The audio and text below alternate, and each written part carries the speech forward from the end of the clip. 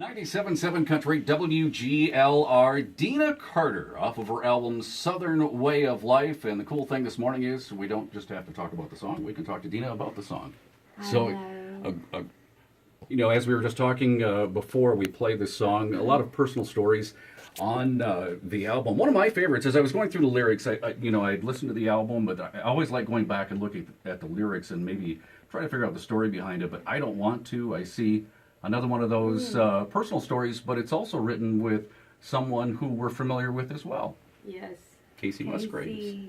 Yeah. And we wrote That's Just Me, too. There's 2 songs on that record. We did a video for That's Just Me on Deana.com on the YouTube channel. She's so talented, number one. I love her. And That's Just Me is about, being a waitress and going through all these things in life, and you just embrace that. And it takes you getting a little bit older to be okay with it, Hopefully you get it younger, because then you can really dig deeper into your life. You don't waste many years. But I don't want to. That's kind of a sad song, right? Yeah, it was. I forgot about that song. But that's where it was. It was personal, and that's the thing that really, strikes me as I listen to this album. Yeah, that you put that out there. Yeah. What's that like when you have to go out and perform now the songs that, if you perform the songs on the album, is that like reliving it each time you have to sing about it, or it's something you've put behind you that you can celebrate now? Well, it's both, and it's amazing that I can, Strawberry Wine is always going to be my memory of my first love, always. And there are other people that have been in my life, throughout all these songs that may apply to 2 or 3 different people. When you meet someone new, and like Count Me In, you're on the cusp of a new relationship maybe taking a turn. That's like, or how do I get there? We're friends, but I'm crushing on this dude, right? What do I do? Those songs can apply in general to a few different layers of my life, and it's interesting because now I'm single again and looking at life, with integrity in my personal life, trying to maintain that, and that's a challenge. So these older songs are applying to me again, and it's given me like this youthful feeling in my heart. I get to relive the feelings with, a new phase of my life in these songs I wrote. So that's important that they were written with integrity and the honesty in the first place, because then they transcend time. Strawberry Wine transcends time, but it's like the first one, and I think that's what the fans, especially friends and fans that come out, and we sit in that room and sing that song together, because we've all been there. Yeah. The other ones can be, interpreted for different things, but boy, that one is like one we lock the doors, and that is our moment, and I feel like I'm so blessed. We were just talking about it on the break. Yeah. Who would have ever thought that I would be the one to be able to share that with, like, now generations of people, And we, like you mentioned, we were discussing this off during the break there, but when you hit it like that, were you ready for that? I don't know how you could be ready for that, but what was it like? Were you able to enjoy that when Strawberry Wine, when you could tell, like, okay, this is going to make it, as a song, people are relating to it. What's that like? The rest of us, we don't have any idea how that would be. It's funny because there was a little bit of a space in time between when it came out and now. It's like it arced. And I think what you guys were saying on the break is that it is a bridge. How did you put it? You said it great. It's like a generational bridge or something like that, right? Yeah. I said it was like you were a bridge keeper for people's memories of what they associate with that song. And that is such an honor. So the thing is, though, when it came out, Leanne Rimes was ahead of me with Blue, like 12 weeks ahead of me. So every award, I won some, but she won, she took it. And last night, it was interesting because Sammy was talking about he won some, but Tracy Lawrence took it, and Sammy Kershaw. Yep. Sorry, I was at the show last night. Yep. We got to hang out after, and we had a great time. But so you don't realize it's happening. that's the thing. We're watching the charts. Somebody else is killing it, you Oh, know? sure. And so you don't even realize it. You're just doing your job. I'm out playing music, shows, having a ball. We were out with Alan Jackson. And But could you see you turn the corner, though? If you're out at a show and all of a sudden these people are like, what just I happened? saw it turn a corner at radio. Yeah. Because we were going for I've Loved Enough to Know. We had already boxed up cassettes. What? We had all the packaging done. Like Right. thousands of cassettes were going out to stores. We had the video finished. We had Chuck Woolery in the video. We had all this PR, everything around the video for I've Loved Enough to Know. We were on the radio promoting that as our single. And we would sing that, and then I would sing Strawberry Wine next. And the phones would go crazy. And they're like, what, you know, they weren't playing it. But I was singing it live. Mm-hmm. And so they would play I've Loved Enough to Know the record, and then I would sing Strawberry Wine live. And that's what it started, this snowball effect. So light bulb go on and say, hey. Yes. And so Scott Wow. Hendricks called me on the road. I was in the car with the regional at the time in Texas in a Thunderbird, and he was a chain smoker.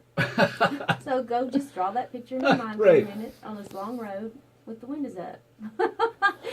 And Scott Hendricks calls me, and he was the head of Capitol at the time, and he said, Deana, I know where you're at. I'd been through 5 label heads. I'd been postponed like 6 years. Oh. And I was 29 years old. And that was old back then. Well, with Leanne in front of me, I'm thinking, Yeah, right. I'm dead. If she- Right. You know, but he said, we're just getting so much feedback for Strawberry Wine. We want to change the single. And my release date I was dropping that record in 2 weeks. And I said, no way. We're staying this course, dude, you know. And he said, well, if I can promise you that we'll change it in the 2 weeks and get it all turned around. I said, you're telling me that we're going to shoot a video, we're going to pull all those cassettes, we're going to change like the Titanic in a creek. Right. And he said, I promise. And he did that. And he was honorable, and he turned that around. And we did it. So the release became Strawberry Wine. And the rest is history. So he was a hero in that, you know, because I was just my first shot, and I'd been waiting. But that's the proof. That's my nugget to go back to when it's worth the wait. I have that in my life. Like, hold on, you know, reflect, look back, take a breath, count to 10. So did you get a chance to enjoy that, or did it take off so fast? It's like, okay, here we go. I did because, now we worked our butts off. Mm-hmm, sure. So that was hard because you didn't know where you were on what day and all that stuff. But I did enjoy it. I got tired sometimes and may have been cranky sometimes. But I've always been grateful for it, and I did enjoy it. And I did see a turn when we went on the Alan Jackson tour and the lighters started going up, real lighters. And people couldn't have their cameras in shows. Right. Remember this? These days, they were Right. like amazing. But big arenas full of people, and the lighters would start going off. And I'd see, you know, 1 or 2, and then 20 or 40, and then thousands and thousands of lighters start going off on Strawberry Wine. So I so wish that I could project what's in my brain for people, because that was just such a beautiful arc. You know, and then we all did that together. We experienced that together. So that it was very special. Well, one of the things I wanted to make sure we touched base on, you had mentioned it earlier, was your dad. So you have a musical history in your family. Everybody thinks Johnny Cash is my dad, which I love. Right. But my dad is Fred Carter Jr. was his name, and he was a phenomenal virtuoso guitar player, and he was part of the A-Team that played on rock and country and pop and all these records in the 60s and 70s. And he's from Louisiana, and moved my mom to Nashville, and they got married. And I think that's the grew up in coolest part of the Nashville. story. I mean, he is one of those throwbacks from that era where, hey, we just threw our stuff in the car and... Oh, look, they got married. He'd been on the road with Roy Orbison and had his own deals and had his own band and stuff. And they had those big old floater cars, you know, with the Cadillacs. Right. With the trunk that you could fit all your gear in. Right. And monitors and everything. I'm talking the whole shebang. And they'd drive from Hobbs, New Mexico to Nashville, you know, in a night. They'd go do one-offs like that back in the day. But he He played the lead guitar on the Boxer, the Simon Garfunkel, and all the Bridge Over Troubled Water, all those records. Bob Dylan and Lee Von Helm and the band, and John Anderson was at our house as a young man in his career. He helped John a lot. Randy Travis, first voice I ever liked. I mean, I can't say liked, but as a young teenager, like where my son, probably 13 years old, I wasn't into country music that much. For me, that was like old people's music, no offense, but back then it was just, the tempos weren't, it was a slower pace back in the day. Now I appreciate it so much because it's like, golly, you go listen to those records and they're fantastic. But as a young teenager, I heard this voice in the living room of my house because my father produced and played on a lot of these artists. He helped them. And my job was to carry the coffee in with all this stuff on a tray. And so I walk in, I hear this voice. When I rounded the corner, it was this little bitty guy with this giant voice, and I thought, what? That guy can sing. And Randy Travis. It was Randy Travis doing demos in our house. And so that was incredible. So those Willie Nelson and all these amazing artists that I got to be around, that influenced me because the studio influenced me as a producer. I produced my records. And being in those things and around those people that are just self-contained, songwriter, iconic artists. You take Chris Christopherson, and I did a record called The Chain that's a tribute to those people. And it was the last record my dad played on before he died with his buddies. Duet with Dolly Parton, Willie Nelson, Chris Christopherson, George Jones did a duet with me. So go on iTunes and check that record out. What an awesome opportunity. Yes. I mean, so... And to have your dad play on it. Yeah. And so my influences are very broad, and they're mainly songwriter, like meat and potatoes kind of artists that are all self-contained.